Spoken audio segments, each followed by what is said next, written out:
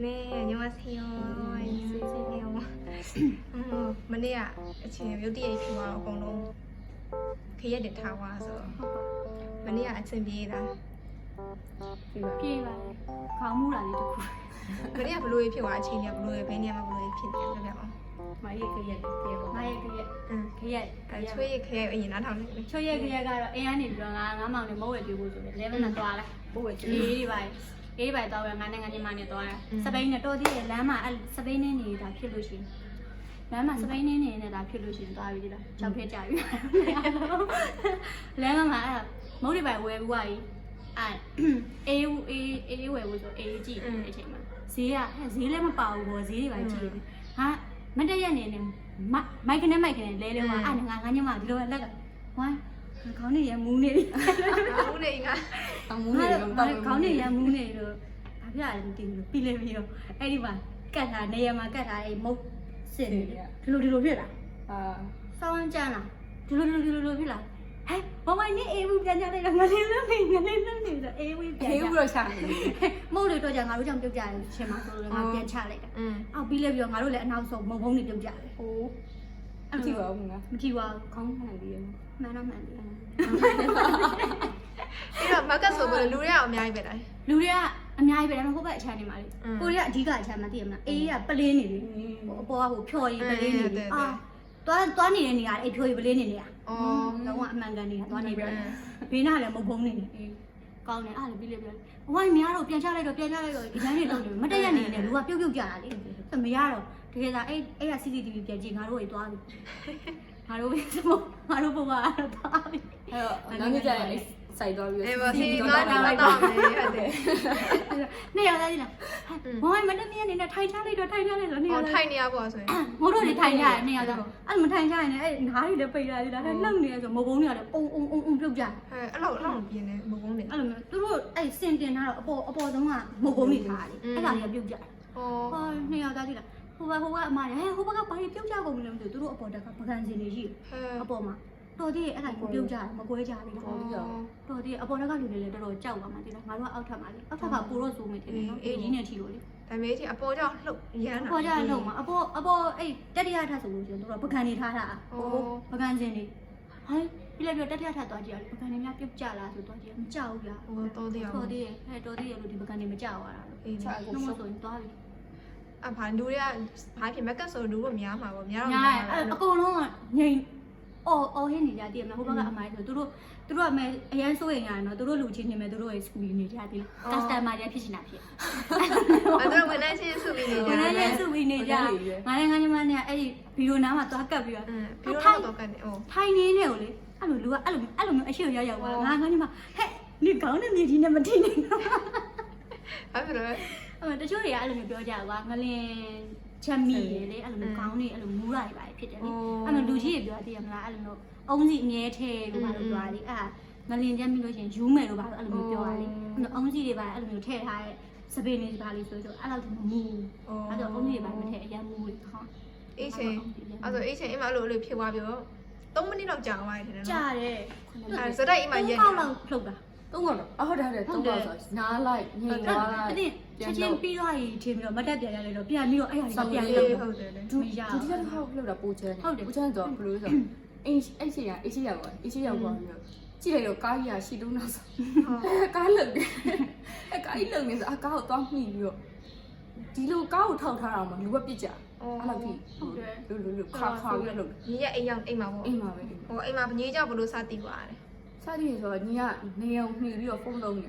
နေနေအဲ့လိုမျိုးဟိုရှော့ကြပါလူကခအောက်ကနေတခုလေတက်ချီထိုးပြီးတော့အဲ့ခါနေတယ်ရှော့ဘာလို့ရှော့ရလဲမသိဘူးဆိုပြီးတော့အဲ့နေဆောင်ကမှန်ကြည့်မှန်ရတုံနေတီဗီကလည်းအဲ့လိုလှုပ်ပြီးတော့ဟာလို့အချင်းတွေဟန်ဦးဆိုတော့လှပ်ပြောတော့မင်းလှုပ်နေ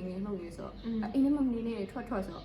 အပြင်လဲရောက်ကောအပင်အောက်ကြီးသွားနေတာအပင်အောက်မနေနေပြန်လာခဲ့ဆိုအိမ်လေးပြန်ပြီးဝင်ပြီးတော့မှအိမ်ဝါလေးမှမတက်လေအဲ့တိုင်လေးဖတ်ပြီးနေတယ်ပြီးတော့မှပထမတစ်ခေါက်ညင်သွားပြီးဒုတိယတစ်ခေါက်လမ်းလေးပဲရှောက်ပြီးကြည့်တော့ကားကြီးကပြန်လှုပ်နေတယ်ဘာဖြစ်တာလဲဘာဖြစ်ပြန်ပြီလဲမသိဘူးဆိုတော့အဲ့ပြန်လှုပ်နေရတယ်ဝင့်နေဆိုအကောက်သွားလို့ထိန်းလိုက်ဟိုအနောက်မှာမှန်ရှိတော့လေမှန်နဲ့သွားရှိုင်မှာဆိုလို့ကားကိုသွားထိန်းနေဟော ထိန်းနေတဲ့နဲ့လူကပြကြအဲ့လိုထိ ဘယ်မှာပေါ့ဆိုရင်အဲ့ရလူရအစင်ပြေလား အဲ့လူရပြီးရဆိုသူလည်းသူတွေ့တယ်မို့တစ်ခါမှလည်းသူကကြည့်ကြရေးလို့သူ ပြင်ပါနော် ဒါတော်သေးပါရဲ့ငါတို့နေကဒီတိုင်းလေးပဲလို့တခြားနေရာဆိုလို့ရှိရင်တော်တော်တက်လာတဲ့ဟာရဲ့ဒါပေမဲ့ညနေ9:00 နာရီလောက်ကမှစပြီးတော့ line တွေကပြတ်သွားတာ ဟုတ်တယ်ဟုတ်တယ် ဒါပေမဲ့ငလင်လောက်ပြီးချင်းတော့ဖုန်းတွေကတလုံးမှပုံမရ ဟု ဘူး တ်တယ် မိုင်းကြီးရ နင်နဲ့ချင်းဆိုင်တည်ရမလားအတော်ကသူ့ဖုန်းမရလို့ဆိုနင်နဲ့ချင်းဆိုင်ထိုင်ပြီးဖုန်းတွေခေါ်တယ်အဲ့မဲ့မဝင်ဘူး ဆက်တယ်မျိုးပြပြင်ပါ ဟုတ် ဆို တယ် ရင် ဆက်သွယ်မှု area ပြင်ပါတော့မလို့ကြကြ ဟု ပါ တ်တယ်တယ် ဖုန်းအခုထိလည်းမရပါဘူး line အခုတည်းဟုတ်တယ်အခု line ရအောင်လုပ်ပေးကြပါ တယ်လီနော်ပေါ့သူ line ရအောင်လုပ်ပေးကြပါ line ရတယ်တော့ငါငါတကယ်ချင်းနဲ့စကားပြောနေနေစာရီလည်းမရောက်တော့ဘူးလုံးဝဘသူခေါ်လို့မရဘူး ဟုတ်တယ် ဖုန်းတွေကလုံးဝအဆက်တွေပြတ် မနဲ့မခင်စားပူအောင်မှာအင်းနာနဲ့ဖွင့်နေတချောင်းပို့တယ်လင်းပြန်တင်တယ်ပြန်ရိုက်ကြတယ်ပြန်ပြီးတော့ပြန်ပို့အဲ့လိုလုပ်တယ် ငါပဲခင်ဖုန်း message ပို့ပါလေတကြောင်ပို့လိုက်နောက်တကြောင်က face to set ပြန်ဖြတ်တယ်ပြန်ပို့လိုက်တယ်အဲ့ဒါအဲ့ရောက်သွားတယ်အဲ့လိုမျိုး လို့ ဟုတ်တယ်မင်းညဖုန်းဆက်တယ်အကုန်လုံးလေ ဖုန်းက ညီကိုလည်းဆက်တယ်ညီကဝင်သွားညီဆိုဆက်လို့ရတယ်ချွေးဆိုလည်းဆက်လို့မရဘူးမမက်စီကိုလည်းဆက်တာဆက်လို့မရဘူးဟာငါပြောတော့ပြောတာမနေ့ကနေ့ခင်းကပြောထားကြိုးပြောထားမှာနှစ်ယောက်လုံး7နာရီလောက်တော့ပြောထားတယ်ဒါမဲ့အချိန်ကြီးကဖုန်းဆက်လို့မရဘူးမလာရင်လည်းမလာနဲ့ပေါ့တကယ်တွေ့ပြတယ်ငါ့ကိုစာပြန်ပေါ့ဒါမဲ့7နာရီခွဲကိုချိန်သွားတာညီကဖုန်းဆက်လို့ရတယ်ချွေးဆို message ပို့လိုက် Fiber နဲ့ပို့လိုက်တယ်အင်တာနက်ရတယ် Wi-Fi ရတယ်တို့7နာရီခွဲပေါ့ဟာငါစဉ်းစားမလဲလာတော့မလားမသိဘူးပေါ့ညီကပြောထားရပေါ့ငါညီကိုပြောထားရပေါ့ညီကလာမှာပေါ့7နာရီခွဲဒါပေမဲ့ချိုးရင်းနဲ့မမှန်တော့မကျင်းသေးဘူးပေါ့7နာရီခွဲရောက်မှာငါဟိုပါညီရဲ့7နာရီခွဲချင်တာလားညီအမြဲတမ်းအချိန်မှန်တက်တော့ညီရောက်တော့မှထင်တယ်ဆိုငါထွက်တာအဲ့ဒီချိန်မှာခင်းအောင်ဝိုင်းဒီနေ့လာပြည့်မလာပြည့်နေတော့တော့မယ်နော်တဲ့ဟုတ်တယ်လားတော့မယ်နော်ခင်းဆိုရင်ငါဖုန်းနံပါတ်မပေါ်အိမ်မှာဖုန်းနံပါတ်တယ်လားဘာလို့မသိအဲ့လို +959 နဲ့စထားတာဖုန်းနံပါတ်နာမည်ကမပေါ်တော့ဘူးလည်းမသိဘူးငါဖုန်းလို့ပို့နေခင်းဆိုတော့ဒါချိုးကြီးမဲတော့မသိဘူးပေါ့ချိုးကြီးကဒါမှမမှန်လားပေါ့ငါငါလည်းလာနေပြီဆိုမှဘယ်ရောက်နေပြီလဲဆိုမှတော်သေး7နာရီရောက်သူကမနေ့က7နာရီလို့ပြောထားတော့လုံးဝလို့ တခြားဟို line နေမှာမရတဲ့ဟာနော် အရင်နောက်မကြရဘူးဒီနေ့ကအဘော်ဒီကရစီအဲ့ရထပ်ထပ်ကြတယ် သူကအဲ့ရထားတော့ကြာတယ်ငါလုံးဝလာမယ်လို့ကျင်းနေထင်ထားတယ်လို့အဲ့ရထားတော့ကြာတယ်ချိုးကြီးကတော့မပြောတော့ဘူးပေါ့ဝိုင်းပြောတယ်မှာမနေ့ကလည်း line နဲ့မရောက်သူနေ ငါမလာသေးဘူးထင်ပြီးတော့ငါအလုပ်ကိုပြန်သွားပြီးတော့ငါအာသင်းမယ်ဆိုတဲ့စိတ်နဲ့ငါအလုပ်ကိုသွားဖို့ရည်အဲ့နဲ့ခင်ကနေပြီးအခုပမာလဲကျွန်တော်ပြန်လာလိုက်ရအခုပမာလဲကျွန်တော်ပြန်လာလိုက်ရ ရုံးမှာအတွေ့ရရော ငါကြည့်လိုက်ရခင်ခေါက်ဖို့ကောင်းခင်လားမသိဘူးငါကြည့်တယ်သူကအခုပမာလဲဆိုပို့လဲပေါ့ဒီမှာ ပြောอ่ะ ဟာလေကြည့်တာပဲဒီမှာဆိုပြီးတော့ငါလည်းသူ့ပြီးတာပေါ့သူရှိတယ် တော်သေးရပါ ပြည့်စရာလူရှိရမလားပြည့်ဝရပဲရှိခွင့်ရှိပါတယ်ဒီမှာ ခင်ဗျား ဟုတ် လည်း ကဲ့ပြရလေးရှိ ကျေးဇူးပါ ကျေးဇူးပါ တမျိုးလေးတော့ဒါမဲ့ ငါထိုင်နေတဲ့ငါထိုင်ဆောင်နေနေရှင့်လေးဒီငါဗီဒီယိုရိုက်လိုက်တယ်ရှင့်လေး ရှိရှိရတယ် ငါဟိုအဲ့ဒီဟိုထိုင်ဆောင်နေနေမှာနှစ်ကောင်ဟဲ့ဟိုဘက်နဲ့ဒီဘက်ပြီးရချစ်စရာလေးရှင့် လူတော့မသိ ရှင်းအောင်မှ2កောင်နဲ့ ဟေးနှစ်ကောင်ရှင့်တော့မှာ ဘူး နှစ်ကောင် ကြည့်လို့တယောက်တည်းနော် ဒါပေမဲ့ငါတစ်ကောင်နဲ့ပဲရိုက်လာ ဘယ်လိုအောင်လဲ အဲ့လို ချွတ်ပဲသူကတယောက်တည်းပဲသူများကြောင့်ချွတ်တော့ပြောတယ်သူအသေးပဲနင်းကဘာလို့နင်းကအသွေးရငါမနေ့အဲ့ဟာဗီဒီယိုဟိုမှာအတက်တော့လေနင်းကဘာလို့အသွေးအလောက်တော့မုန်းတာနင်းကနင်းမဟုတ်တာနင်းတော့အဆွေးရောက်တာ အခုတော့ရှင်းတော့ပဲရှင်းတော့မှာ မဟုတ်ပါငါပြချွတ်ချွတ်အရန်အစွန်းရောက်တဲ့ဘက်ကိုသွားတယ်စဉ်းစားကြည့်လိုက်သူကသူတွားတဲ့နေရာအတွဲမရှိနေတယ်အဲ့လိုမလုံးလို့မရတာငါပြောချင် ရ တာ တယ်သူ့ခုံနေပြီဆို အဲ့လိုမျိုးလုံးလို့မရဘူးလေကွာသိရမလားသူသွားတဲ့နေရာအတွဲမရှိဘူးအဲ့လိုညီမဒီနေ့အိမ်နေရာလာမှာမလို့အတွဲမထားပါနဲ့အဲ့လိုဘုံဖုန်းပြီးဆောင်အဲ့လိုမျိုးလုံးနိုင်နေစွမ်းရင်ရှိရင်လည်းတစ်မျိုးနော်သူကအတွဲရှိရဲ့နေရာသွားပြီးတော့ပန်းချန်နဲ့မေးပြီရော သူမကြည့်တော့ရအခုဒီသူမကြည့်တော့ပြောမယ်တန်တွေ့ဒါပေမဲ့ထပ်တွေ့ပြောမယ် ချိုးကြီးကြည့်နေတယ် ပန်းချန်သွားပြီးတော့အတွဲမရှိစေနဲ့ဆိုဘလို့ကြီးလေမေးပြီရော ဟုတ်ကဲ့ပါလို့ ကဲဘာဖြစ်အဲ့လိုပဲအချင်းတွေကအဲ့လိုပဲမနေ့ညတဲ့ line နေရမရ line နဲ့မရဘူး internet မဟုတ်ပါပါတယ်ငါတို့ wifi နဲ့မရဘူးဆိုမရဘူးဆို မီးရလည်းပြက် စိုးစီအိမ်သွားရဆိုမနေ့ကဖိတ်ချင်းနဲ့အိမ် နိုင် သွား ပွဲတည်းကျိုးတာပဲအဲ့ရမှာလာတော့မိုင်းမိုင်းအပြစ်မှနေတိုက်ရင်တောင်းမလို့နဲ့တောင်းမလို့နဲ့တယ်ဖုန်းမတော့ငါလို့အိမ်နေပြင်မယ် တိတ်မှန်တာဗော အိမ်မှန်တာပေါ့ဒါစောက်ဖတ်လိုက်သေးတယ်စောက်ဖတ်ပြီးတော့မှအိမ်တာ မီးပြတယ်ဘလို့ခတ်တယ် မမီးအိမ်လေးနဲ့ဖတ် ပြ ပြီးတော့မင်းအိမ်ပိတ်နေတယ် စောင့်ဆိုအဲ့လိုလုံးဝမဟုတ်ဘူး အေးဟုတ်တယ် ။ငါဖတ်တဲ့စာအုပ်တွေကလည်းကောင်းတယ်လား စေးစားဘူး အေးပါ ။မျက်ရည်ကျတယ် အဲ့ဒါစောင်းလေးငါပါအကောင့်ပြ ။ဟာဒီပဲ ပြီပြီ ။ငါဝယ်ထား ဒါပေမဲ့ငါပြန်ငါပါဟို ။ငါတာတေးစောင်းတယ်လည်းဖတ်တယ် တာတဲ့စောင်းတော့မကြိုက် တတိယတော့ဖတ်တော့ခက် ။မင်းညူလေ ဘူးမင်းညွန့်ဖိုင်နေ ။ငါကျိုးလို့ပြီးတဲ့ကန်တပါမင်း နင်းလေဒီ အဲ့ ဒီနောက်ပိုင်းမှာထွက်တာ ကောင်းလားလား ကောင်းတယ် ကောင်းတယ်လည်းတင်တာ ဒီလဲဟိုပေါ့တမျိုးပေါ့ အကိုလေ အဲ့ဒါအဲ့ဆိုရင်ကြိုက်တယ် ဒီကလေးမဒီ လိုလေးလည်း ဖိုင်တယ် အကို အခု အမေထားခဲ့ခံရတော့ ကုန်းပါပဲ ကိစ္စပြင်ငါအမှတ်တရဖက်ပြီးတယ်ငါခံနိုင်ပါ යි အမတရားဖတ်ပေါ်အဲ့ရပါရဲ့ဟဲ့ဆိုတော့ ငါအဲ့အမှတ်တရစောက်ရုပ်ဖက်ငါလေးသာငိုးတာ ဟာအလုံးမလေးထိုင်နေနေမျက်ရည်တွေဘူးဒီလောက်လောက်ကြာ အေးငါပဲအဲ့တော့ငါကော်ဖီဆိုင်မှာအဲ့လိုသွားနေပါလို့ငါထိုင်မင်းညိုလေးငိုရမှာလား ဟွန်း တကယ်လို့မကောခဏလေးတက်ဆိုင်သွားတယ် အမှတ်တရတော့ငိုရ ဖတ် မှာ တဲ့စာ လား အုပ် မ တွေ သိ မျိုး ဘူးငါအဲ့ဒီ ဂျူးရဲ့အမှတ်တရဖတ်တယ်မန်ညိုရဲ့အဲ့ငါဂျူးလို့ပြီးတဲ့ကန်တပါဖတ်တယ်အခုထပ်ဖတ်နေ ငါ ပါ ဖက်ချင်တယ်ငါဖက်ချင်တယ် အခုထပ်ဖတ်နေပါလေဆိုမိမတယောက်ဖွင့်အောင်ဝင်ခံ အဲ့ငါအဲ့လည်းဖက်ချင်တယ် ငါအဲ့ဒီနေ့မှလွယ်ရထုတ်ခဲ့ရ ဟာ ငါ့ကိုပြောခဲ့နေ အေးငါအဲ့လည်း ခု ဖ မှ က်ချင်တယ် လည်းဟိုဆက်ဆက်ပြီးခုနကဆက်ဆက်ပြီး အဲ့ဖက်ချင်တယ်နားကနား ဖတ်နေရဟာရနော်မျက်ရည်ကျတယ်အဲ့ဒီ ဆောက်တော့ဖက်ပြငါလေးတဲ့အမိငါဖော်ရုပ်တည်းဒီပေါင်း ငလေကနေစားလို့ရ အေး တယ် ဒီ ငါ တော့ နေနေစားဦးရောက်ကုန်လို့ အေးငါနေ့ကပါပါခုနအဲ့ငါနေ့ကျမှဆက်ပြောလိုက်ပါမယ်ဒါပေမဲ့အခုဟိုမနေ့ကအဲ့လိုဖုန်းရှင်နေငါလုံးဝတယ်ငါတို့ရွေးရှင်နေမှာပဲတွေ့quaတင်မှာအဲ့လိုပုံစံကြီးငါနေ့နှုတ်တော့အဲ့လိုတိုက်ကြီးရပြိုးချောင်းသွားတာတင်မလား ကောင်းပါ အေးလေတိုက်ကြီးရပြိုးချောင်းခါတော့အဲ့လိုကုန်းလုံးရွေးရှင်နေမှာငါတွေ့မနေ့ကျမှမနေ့ကလည်းအဲ့လိုမျိုးအဲ့လိုကျင်းချင်းနဲ့တင်မှာလုံးဝစိတ်ကြီးရတယ်အဆင်မပြေဘူး မနေ့က line ရတော့လေ Facebook ပေါ်တက်ကြည့်ရောလေဟာအဲ့ဒါလေးပြောတက်လာလေကပြင်းထဲမှာလေနင်းနေရလေကအရန် ပြငါကိုနိုင်လည်းမျိုးကွာတင်မှာဟိုလိုဟိုအရင်တော့ case အဲ့လိုဖျားချောင်းလို့တင်မလားအဲ့လိုများတဘောကြတယ်လို့ ပြော ဆိုတယ် မြန်မာအမွေနှစ်ကလည်းဒါပဲရှိတော့တဲ့ဟာကွာဒီဟာကြီးကထပ်ပြီးတော့ထပ်ဖြစ်တော့အကုန်ကုန်ပြီးဘာမှမရှိလက်ညှိုးထိုးပြကြအောင်မရှိဘူးဒါကတော့မြန်မာနိုင်ငံရဲ့ဘာဆိုတာအဲ့လိုမျိုးပြကြအောင်မရှိ ရှာ ဘူး မနိုင်ငံခင်ပါဆိုအဲ့ပဲရှိတယ် ဟိုလေပုံသွင်းပြီးတော့ အကောင်ကမင်းအဲ့လိုတင်မှာဟိုလိုလေးငါတို့ဖျားချောင်းနေတင်မှာအဲ့လိုတော် မာမျက်မှောက်ကြီးဖရာကြီးပါသွားတယ် အေးတော်တော်ဆင်ပြေ မန္တလေးဆိုလဲကျုံးတွေရောမြို့ရိုးတွေရောအကုန်ပြက်စီးဆိုတော်တော်ဆိုးရအဲ့ဘက်ကြီးမှာတိလား အန်တလီအဓိကပြောတာမတယ်ဘူးပြော စိတ်ထဲမှာတော့အဲ့ဒီဘန်ကောက်ကဟာကြီးမျိုးလုံးနဲ့မထုတ်ကြည့်ရမလားအဲ့ဒီဟိုက ပြောတာနော်ဆက်လုပ်တော့မရှိသေးဘူးဘိုးကလည်းဆိုကြောက်ပါ အဲ့ဒီထဲမှာရှိတဲ့ဒီကတော့သွားတယ်ဒါပေမဲ့ဟိုကလည်းကောင်လေးတယောက်ပုံကြည့်ရမလား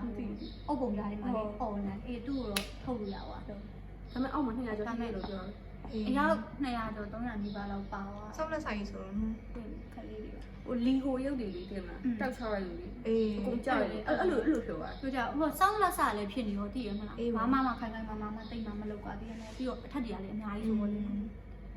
ဒီကဆက်လက်စားခိုင်း မဟုတ်လေစောင်းလက်စမီလီယံညီတွေပါလေဟိုကမဖြစ်သေးဘူးကွာတည်မလားစောင်းလက်စဆိုတော့ ဒီမှာရေမပိုင်းတယ်ဟာဆန်းစားတယ်အေးပေါ့ ဟိုအလုပ်လုပ်စားရတည်မလားသူများနိုင်ငံမှာသွားရင်အသက်နဲ့ပါရင်းပြီးတော့အဲ့လိုမျိုးဆိုမိသားစုတွေနဲ့ဖွဲခွာပြီးတော့လေငါအဲ့လိုမျိုးမကြိုက်ရအဲ့ကြောင့်ငါတခြားနိုင်ငံသွားဟောကြောက်တယ်ရမ်းအဲ့လိုမျိုးဖြစ်မှာ အခုဖြစ်နေပြန်လာလို့မရဘူးတင်မလားကိုအိမ်မှာ အဆက်တွေရလည်းမရဘူးကွာ မနေ့ကဆိုရင်ငါတော့ခဏဒီမှာရန်ကုန်နဲ့ရန်ကုန်မှာရှိတယ်ရန်ကုန်မှာရှိအောင်အိမ်နဲ့ဆက်တယ်မရဘူးတင်မလာ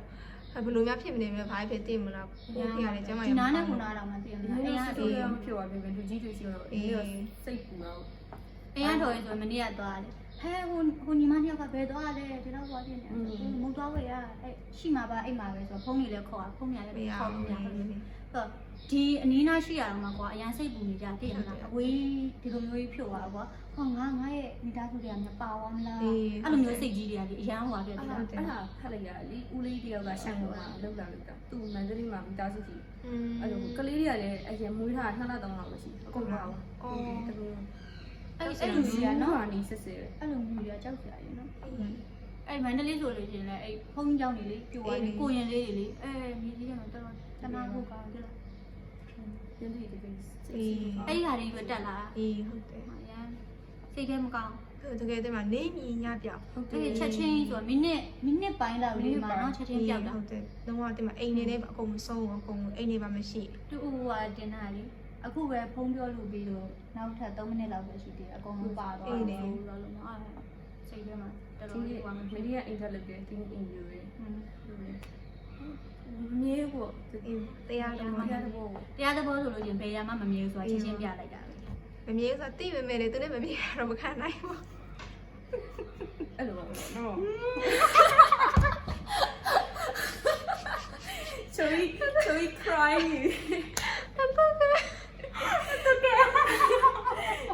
မကင်းစကားတခွန်းကြောင့်စကားတခွန်းကလောတိရှာ နားလိုက်တယ် အဲ့လိုခံလဲမ အဲ့ဒါခွန်းတာတော့အဲ့လိုမနာဘူးလို့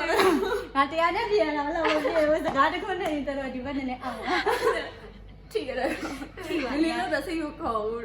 မခင်ပြောလိုက် တဲ့တဲ့ပြစ်လိုက်တယ် ဟုတ်ပါဘူးတကယ်ပါအမှန်တရားတိရတာလက်မခံနိုင်ဟုတ်တယ်မလား ဟုတ်တယ်ဒါတွေးဆုံချင်းဆိုတာ ခဏပဲဝေး ဝေးကွာချင်းနဲ့တူပါပဲ အေးပေါ့ အကုန်လုံး နေမရပြောက်ပဲ ခန္ဓာရင်ရှိအောင်ကြိုးစားကြပါကျမတို့ ကျမမင်းကြီးခွတ် ကျမသူများရဲ့လိုအခြေဦးနဲ့မဟုတ်ကျမတွေ့သမျှလူတိုင်းနဲ့လွဲ အဲ့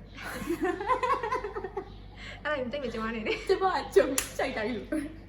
ကျမကြိုက်တာလေအပိုင်းတစ်စသိမ်းမယ် သူများရပြောရလေသူများရပြောလေအခြေဦးနဲ့လွဲခဲ့ငါအခြေဦးနဲ့လည်းလွဲအခြေဆုံးနဲ့လည်းလွဲနောက်တွဲလူတွေနဲ့လွဲလေအကုန်လုံးနဲ့လွဲခဲ့ကျမပါ စံပြေအဲ့လိုပါတော့ ဒီလိုချိုးထားခဲ့ကြတာ ကျေးဇူးပါကျမတွဲတာတော့အတီးပါပဲအကုန်လုံးကျမ ကျမ ကိုကြောင်ပါ လေးပါ ကျမလည်းပလေးပါတကယ်ကျမပလေးမယ်ဆိုပြီးတော့ကျုံဝလိုက်တာပဲ ပလီကပလီဂရောင်းပေါ့နော်ချိုးရေးတဲ့ playground မီဆော အဲ့တော့ဘာလည်းမသိဘူးနော်ငယ်လေးကြောင့်ပြောတဲ့စားဦးကြောင့်ရောက်လာအခုတော့ playground နဲ့ရောက်လိုက်နေအဲ့တော့ကိုစိတ်ကိုလည်းမနိုင်ကြပါဘူးဘာပြောလို့ကျွန်မလည်းမသိကြပါ န ဘူး ည်းနည်းလေးငလေးလှုပ်သွားတယ်လူလေးလေးလေးပဲနော် ငါလည်းမနေ့ကလည်းကြောင်းတော့ဖြစ်သွားတယ်အေးငါလည်းမနေ့ကြောင်းတော့ဖြစ်သွားတကယ်ကောင်းပြတာမနေ့ကလည်းအခုဒီနေ့မနေ့ကညထီအောင်ငါလည်းတကယ်ကြာဟာတော့ငါတော့မနေ့ဖက်ကျရင်ဘာလို့မလဲမသိဘူးဟာတင်မလားငါအိမ်အိတ်ချင်တယ်ဟာတော့ ဒီမှာနေရင်းဖြစ်နေတော့နေရင်းလာနေတယ် ငါအိမ်အိတ်ချင်တယ်ဟာတော့ဒီနေ့ဘလို့ညီညီကမလာတော့ရင်ကောင်းတာ ဖုန်းကြို ဆက်လို့လာ ဒါမဲ့ငါဆက်ကြည့်လိုက်တယ်ညီညီမဝင်တော့ပြီးပြီပေါ့ကစ်ဒါမဲ့ဖုန်းရဝင်သွားဟုတ်ပါရရဲ့ဟုတ်ရဲ့ ဆိုညီနည်းနည်းအားမလားနေတော့အားမလားနေတော့အဲ့လိုပြော ဘယ်မှာလဲ လာပြန်လုတ်က အေးပေါ့ ငါပြန်မယ်လို့တော့မလုပ်ခဲ့ ဒါမဲ့ဒီမှာအဲ့လိုတယောက်တည်းနေတဲ့ခါကျရင်တစ်ခါအဲ့လိုကြာမကောင်းလို့မကောင်းတယ်လို့တွေးလိုက်တော့လေဒီမှာစကားပြောရနေနည်းနည်းမေးမြောက်ဖြစ်သွားတယ်မလားမ ချိုး င်းည ချိုးရအရင်ကြည့်နေလို့ခံစားရှက်လားရှက်လား ငါမျိုးဆွေး မိမ စား ချစ်ချစ်တော့ကျမ6နေ ငါနည်းနည်းကြာ ကျမ6နေမရအောင်ကျမအဲ့လိုအစမရသိမလို့စစ်စစ်ကြီးသိ